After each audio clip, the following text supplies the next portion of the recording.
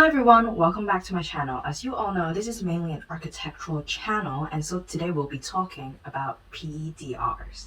I personally have not heard of the term PEDR through my whole architectural school phase, which is pretty weird because it is a mandatory requirement for you to complete that before you can become an architect. Completing my first PEDRs without a prior clue or prior prep was quite anxious and quite challenging. So today we'll be going through the whole process of PEDRs, including what is needed, what the costs are, and a step-to-step guide of filling it in online. All the links to the resources that I've mentioned in this video will be down in the description box below, so you can refer to them later. So for those of you who don't know, PEDR is actually short for Professional Experience Development Record. So to become an architect in the UK, you have to have a Part 1, which is a bachelor's degree in architecture, and then 1 year a work experience in the industry as a Part 1 architectural assistant, and then you'll have to do a Part 2, which is a master's degree in architecture, and then you have to work in an industry for 1 year as a Part 2 architectural assistant, and then you'll do your Part 3, which is around 1 year, and after you pass the exam and are registered with the ARB, you're officially an architect. So essentially, a PEDR is a document for you to record what you've done in those 2 periods of work experiences. So PEDR sheets are filled in quarterly, which is something you need to fill out every 3 months, and the deadline for each sheet is 2 months from the last day of the 3-month record. So for example, if your record is of January 1st to March 31st, then your deadline for this PEDR sheet will be May 30. If you submit later than the 2-month period, you will be marked as late by your professional studies advisor, which we'll be talking about later on. And although there are no really penalties exactly for late submissions, it will not be a good impression if you go into your Part 3 exam with a bunch of late PEDRs. So we'll be going through what is needed before you can actually fill in these PEDRs. So first of all, you'll need to have completed a Part 1 degree, so a bachelor's degree in architecture. Second, you will need to be employed by an architectural firm. So some exceptions may be made if it's a construction firm or an engineering firm. Number 3 on the list, you'll need a mentor, most preferably a registered architect. So your mentor will be discussing your progress at work with you and discussing your PEDRs with you, and also they will sign them off. And fourth, you'll need a PSA. It's a professional studies advisor, and they will be the official person to sign off your PEDRs and approve them before it can officially count as your record. So in short, you'll be filling in those PEDRs, you'll send it to your mentor, they'll sign it off, and you'll send it to your PSA and they will approve it, and it will be officially on your record. Now, let's talk about the costs. So there are 2 fees in total, the PEDR subscription fee and the professional studies advisor fee, which is also called PSA. So for the PEDR subscription fee, so you have to pay for a PEDR subscription on the REBA website before you can start filling in these forms. The REBA offers 2 payment plans in total. So you can either pay for a 13-month period for a cost of £26.4, or you can pay for a period of 6 months for £14.4. So next up is the fee for the PSA. So some universities may introduce you to your PSA at your last year of study, and they will provide a service either free of charge or on a paid basis for you to complete your PEDRs. And if that's your case, you can use the PSA provided from your school. But not all universities have that service, and so if you do not have a PSA provided by universities, then you have 2 options. The first option is other universities' PSAs. So some universities provide a external PSA services for students that are not from their school. So you can look for more information on different universities' respective websites. The second choice you have is to go with the REBA PEDR monitoring service. So REBA will be assigning a PSA for you. So the price range for a PSA depends on who you're going with, and the price ranges from around £200 to £300 for a 13-month period, which is essentially 4 PEDRs signed off by a PSA. I personally went with REBA PEDR monitoring service, and they signed a PSA to me really quickly, and that's also the reason why I chose them. I think they will be more efficient and they will be easier for me to contact them or chase them than some PSA that is from a university I know nothing about.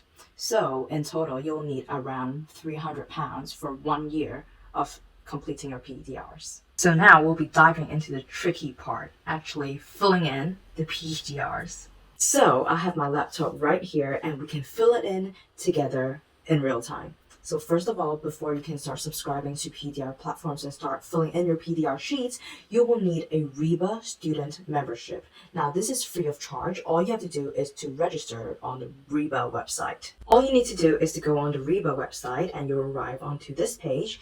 You just need to click on the Join the Reba and you'll arrive onto this page.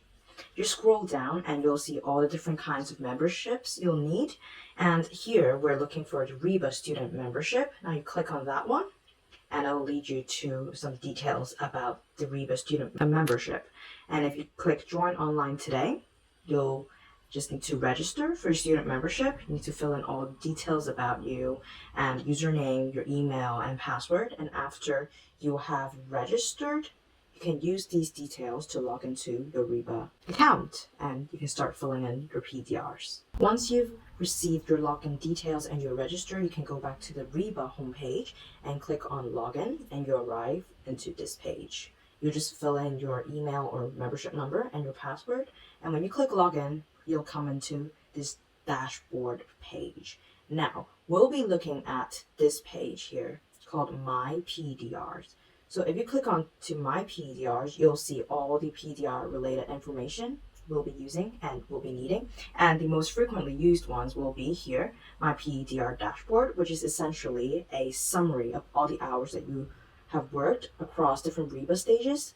And also quarterly record sheets is where we fill in this PDR sheets. But first, we'll need to sign up for the subscription first. So if you click onto My Subscription, it'll take you to this page where you can pay for a subscription. And as previously mentioned, you can see here they have two choices, either a 13-month duration or 6-month duration. So you just click on whatever that suits you the best and you can pay online, and they have different payment methods too.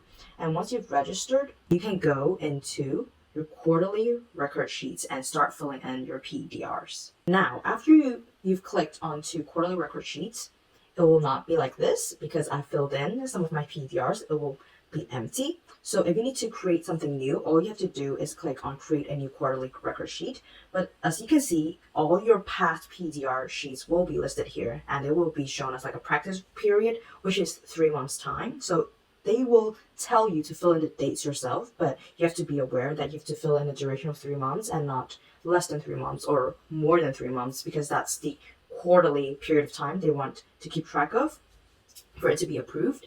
And you'll have a placement provider, which is the place that you'll be working at. And then here you can see the number of hours that you've worked across different Reba stages and a progress status. So here it'll be either shown as you filling it in, or if you shared it with your mentor but they haven't signed it off yet, it will be shown as shared with mentor. Or if you have shared with your PSA like I did and they haven't approved of it yet, it will show you the different progress status. So here we'll just click into create a new quarterly record sheet and we can start filling it in together. So first of all, you'll see something like this. You'll see 6 different parts. So first, it's about the general information. So you have to fill in the start date and end date. So in this case, for me, this 3-month period will be from, for example, May 24, I don't remember my previous end date, and then it'll be till August, let's say 24th or 23rd. I usually do it like that. So it's like a 3-month period. And then you'll just need to fill in your category of experience, which is part 1, your location, and I'm in the UK, your stage. So if you are just a part 1 architectural assistant, so that is basically stage 1.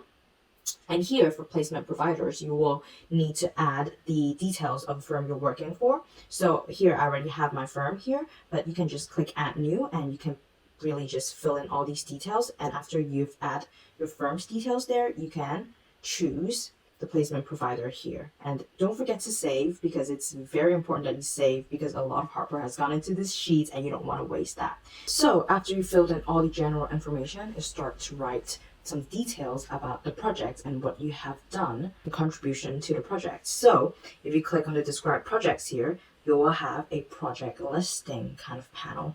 And if you have already filled in some of the details of the projects in your previous PDRs, then you can just click on here and select some of your previous projects. So it will automatically just fill in all the details for you without you having to fill in the details of an existing project. Whereas if it's a new project that you're working on, then you'll need to be clicking onto this add new. But since I've set up an example, so I'll just click on this one.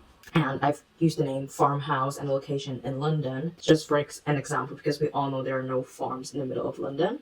So here, first thing you will need to fill out is basically what the project name is and the location. So here I've done it, and they also have a kind of like a guideline guiding you on what you need to fill in. And then the next part is the tricky part about project description. So this is basically all the details about the project, like the client, scope of it, the program, who's involved, and everything. So this is kind of like the tricky part filling in the PDR, because there are a lot of different styles and formats you can fill it in, because they don't force you to just do it in one singular format. So you have a lot of freedom. But for me personally, I like to keep it short and brief and succinct. So some people might do it in paragraphs, but I tend to do it in bullet points, because it's clear for me to understand, my mentor to read it and sign it off, so I don't waste a lot of their time. And then for my PSA to understand like more clearly what I'm up to in the practice. So here, as you can see in the project description, they've already given you some of the guidelines and they have already numbered it for you. So I figured it would make sense to just do that in that way. So for me, I would just number it and then fill in the details accordingly. So for example, if the client type is a client, usually I don't write their names because that's private information. I would just say like a private domestic client. And about the project scope, what a project scope is basically kind of like, is it like a residential building? Is it like kind of like a commercial building? It's very simple information. For me, I usually just write, if it's a residential building, I would write, oh, it's a new residential build for a family of 3. If there's like special things that you want to include, and you can include a bit of it in the project scope area, but I usually tend to keep it brief. About form of appointment, this is usually about the REBA services contract. You might not have come across it at uni, but when you're in a practice and when an architect or the firm gets appointed for a project, the architect and the client needs to sign a contract for it to be legally binding. So usually it would be REBA services contract, but it depends on the project that you're working on. If it's domestic, then there's a domestic project, domestic contract. If it's like a commercial one, there's a commercial one, and there are different kinds of REBA contracts based on what project that is. So you might have to ask an architect what contracts are involved in that project. About procurement route, this is a little bit more complicated. So this is more about when they go past stage 3 into post-planning stages. The clients and the architects will need to start thinking about how they want it to be built, and there are a variety of ways. There will be contractors and different consultants involved, so there are a lot of different ways where it will be involved as well, but the main route is usually traditional. And then number 5, type of building contract. This is not something I know a lot about or have like a lot of knowledge on, but it's basically usually the JCT contracts. You might have to find a little bit more about that, and there might be other building contracts that your firm uses as well, so it might not be the JCT contract, but usually that's the standard one. So number 6 is basically what other consultants are involved. Sometimes there's structural engineers involved, or maybe if you're at the beginning stages of the process, you might need in colleges or a college report, and so an ecologist is involved. Or if it's like a listed building, there may be a heritage consultant involved, so you can include all of these in the consultant number 6 panel. The program, for me, the program is defined as what time frame it is in. I would usually write, for example, if it's at stage 4 already, I would write maybe for stage 1 to stage 3, it was maybe 2017 to 2018, and then stage 4 is 2019 till now, or if it's taking a long time. So I would usually put that time frame there. And if your current work stage is pretty straightforward, it's which work stage they're in. So in the example like I just mentioned, it will be stage 4, technical design. Next up, we have project tasks. So project tasks is basically mentioning what you have done in that project. So what are you responsible for? So they already give you some of the examples that you can include in if you've done some drawings or modeling. So for me, I would just write during this period I've worked on, and I would do it in a list of bullet points as well. So I would usually write in detail what I've done, so I can refer back to all the skills and all the different techniques that I've learned or developed later on when I read the PDRs again. So for example, if I've done some GA drawings, I would just write produced 1 to 200 GA drawings on like a software like Vectorworks. And then maybe if you've done some sketches, you can say produce iterative sketches that would contribute to the final project or a list of different things. If you have interacted with a client, you can write that in, or if you have sent emails back and forth to consultants, or if you've attended meetings, you can include all that in, because that's what you have contributed to the project, and that can also be counted as REBA stage hours, which leads us to filling in the actual hours. So we're using the 2020 REBA plan of work now, which is basically 6 main stages. If you have actually participated and done work on that project, then you can log the hours as a participant. But if you are just observing an architect, or if you just kind of shadowing or just learning and just watching, then you can fill those hours in as an observer. So if you are at the beginning stages of the project usually, and you're designing or you're doing some site analysis, that would be stage 1. And that's preparation and briefing. And this is just an example number I filled in. And after that, this project details and things that you've done, and the hours are logged, and this is done for one project. So don't forget to save. And after you've clicked save, you can fill in all the other projects that you've worked on by just clicking add new and doing similar things. Now, after you've filled in all the projects and filled in all the hours of REBA stages, now comes other activities. So sometimes when you're working in a firm, you might not just purely work on projects. You might be participating in some events that contribute to office culture, or you might be participating in some CPDs or different lectures or talks or events. So these also can be counted as hours in your PDR sheets, but they have a different category for logging those hours in. So first of all, this is office management. So as you can see here, there's also a kind of a summary of what you can fill in. So anything that has to do with office management, if it's in marketing or office culture thing, quality assurance, strategy, and anything, and you've participated in those meetings, or you've done work towards that, then you can include that in the office management category. So all you have to do is just fill in what the task is, and fill in the hours that you've done similarly to the projects previously, and maybe a brief description of what you've done and what it is about, so it's clear to the people who read it. In general, it's basically all the other things, if you are sick or if you have a holiday, you will log those hours in for here. And if you've done any training, or if it's anything that's slightly architecturally related but not really related to a REBA scope of work, you can log it in here. If you've done any CPDs, professional studies or professional activities, then you can log all those in here, and you can just click add new similarly and fill in what the kind of task is and the hours and descriptions, and you can click save and move on to the next stage. So after you've filled in all the different hours of activities and describing the projects and everything, here comes the trickiest part, because this is the most wordy part of the PDR, and compared to previously where you're just listing information and listing out what you've done, now you have to reflect on those and kind of ponder upon what these tasks or what your contributions have actually helped you, and how it led you to grow and become a better person or a better architect, or how that have increased your techniques or skills in particular areas. First of all, we'll be looking at task performance and learning during this period of experience. So this is reflecting on all the tasks you've done and all the work that you've done. So for me personally, I would split it into 3 distinct sections, because as you fill in the hours as well, there are hours that are related to REBA stages when you're working on projects, but there are also hours that are general, which is maybe you attending CPDs, you attending events or professional studies, etc., and also hours that you've worked within the office, maintaining an office culture and everything, which is also very important. I would write it in 3 separate sections to make it clearer for the reader. And here I would do paragraphs instead of bullet points, because it's more cohesive that way for reflection. So number 1, I would say REBA work stages, office coordination, and architectural work outside of REBA work stages, because sometimes the work that I've done might not necessarily fit into the scope of the REBA stages, but it's still essentially architectural work. So what I've done here is that I would reference the professional criteria, as here you can see as well that they said you can refer to the part 3 criteria. Now, not a lot of people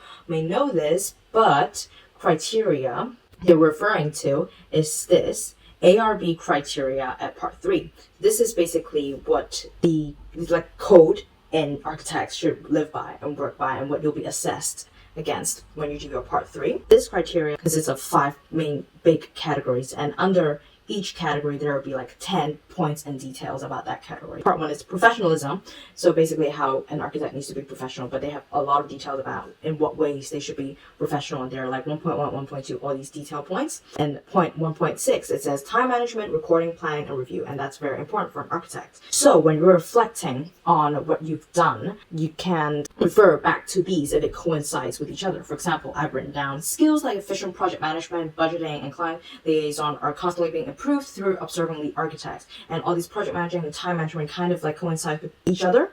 So I have referred them here as a professional criteria and other professional criteria that actually fit in as well. So when your PSA reads this, or when your Part 3 examiner reads this, they will know that you have been reflecting and learning the criteria of what's essential to become an architect, and they will have an idea of you knowing what you're doing. So basically, after you filled in the task performance part, you can start filling in the personal development and role performance evaluation here as well. I would do it in a similar way, and sometimes I find it a little bit repetitive because it's kind of repeating what you've written above, but you can further analyze what you've learned and how it has helped you in a kind of like a deeper sense and deeper manner, and also address any challenges that you've come along and how you've solved it, or if it's been resolved and things like that. So sometimes it might not have to be a really positive kind of project experience. I think what they want to read about is how you managed to resolve it and how you've managed to deal with it. Reflections are the key part here. Next is about the aims for next period experience. So it's something that you want to learn or want to improve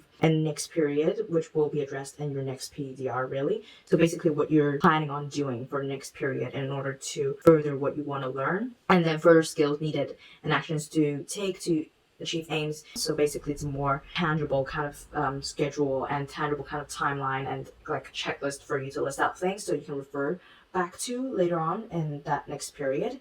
And additional student comments, support required from placement provider. Usually I leave that blank, or if you want to write some positive comment or any general comment that you have about your work or anything, you can just write it there, and the PSA is going to read it, maybe give you some feedback, or if you have some questions that you're not sure about, you can also write it there.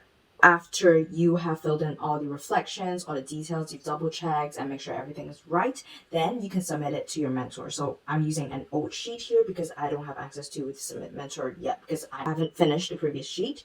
So once you've filled in everything, there's a button for you to submit it to your mentor. You fill in your mentor's details and they'll receive an email asking them to kind of read through your PDRs.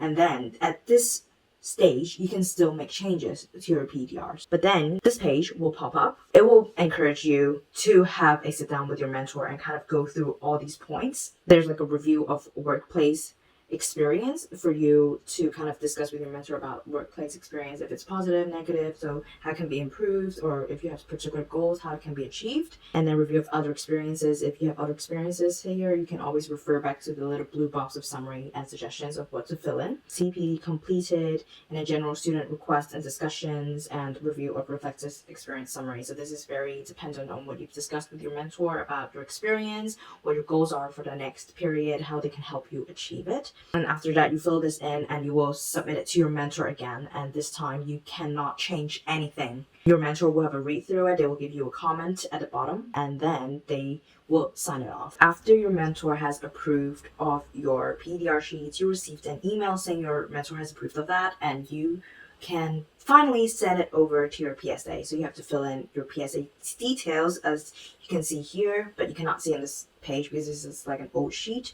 But you just need to fill in your PSA's details, mainly his or her name and email, so it will be emailed to them. They'll receive an email saying that they have to approve your sheet. You usually need to give them around 2 to 4 weeks of time, and sometimes if there's a long time and they haven't replied to you, send them an email kind of like chasing it up a little bit, although they also will receive an automated email by the system to remind them. So they'll give you some comments and then they'll sign you off, and once this sheet has been approved, it will be shown in your quarterly record sheets, and status will finally say approved by PSA, and that will officially go into your record. And that's it. Congratulations, you have officially filled in your first PDR sheets, and there are many more to go later on.